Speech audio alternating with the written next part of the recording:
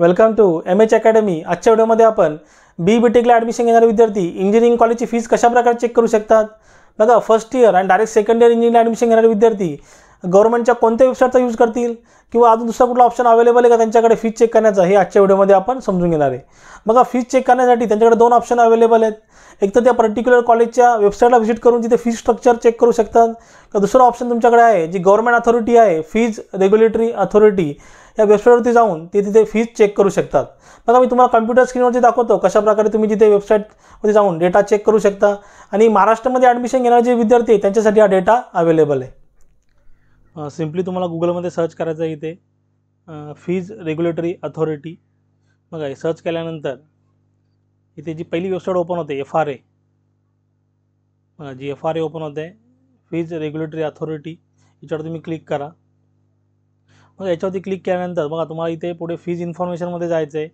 बघा, फीज इन्फॉर्मेशनमध्ये academic year wise 2024-25, 23-24 wise तुम्ही इथे फीज चेक करू शकता। आता मी अकॅडमिक इयर 2024-25 वरती क्लिक करतो। मग त्याच्यावरती क्लिक केल्यानंतर नवीन विंडो इथे ओपन होते। सिलेक्ट इन्स्टिट्यूट टाईप, तुम्हाला इथे इन्स्टिट्यूट टाईप सिलेक्ट करायचं आहे। आता H&T ते सिलेक्ट करा। सिलेक्ट सब टाईप, आता सब टाईप आपल्याला काय आहे, bachelor in engineering and technology, bachelor of engineering and technology हा ऑप्शन सिलेक्ट करा। कुठल्या डिस्ट्रिक्टमध्ये तुम्हाला डेटा चेक करायचे आहे, कॉलेजची फीस किती आहे, कुठल्या डिस्ट्रिक्टमध्ये कॉलेज येतं ते डिस्ट्रिक्ट तुम्ही इथे सिलेक्ट करा। आता एक्झाम्पलसाठी इथे मी मुंबई सिलेक्ट करतो, मुंबई। बघा, मुंबई सिटी सिलेक्ट केलेलं आहे। गेट रिपोर्टवरती क्लिक करा।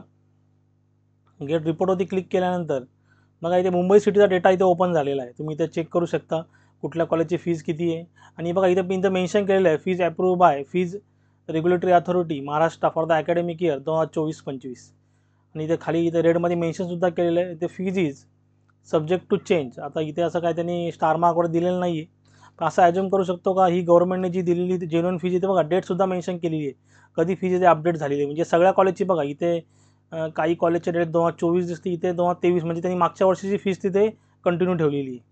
याच्यावरून आपल्याला समजतं तुम्ही डिस्ट्रिक्ट वाईज डेटा इथे चेक करू शकता, ज्या कुठल्या डिस्ट्रिक्टचा तुम्हाला चेक करायचं आहे ते। आता इथे मी चेक करतो, इथे कोल्हापूर चेक करतो। बघा, इथे कोल्हापूरवरती क्लिक केलं, गेट रिपोर्ट।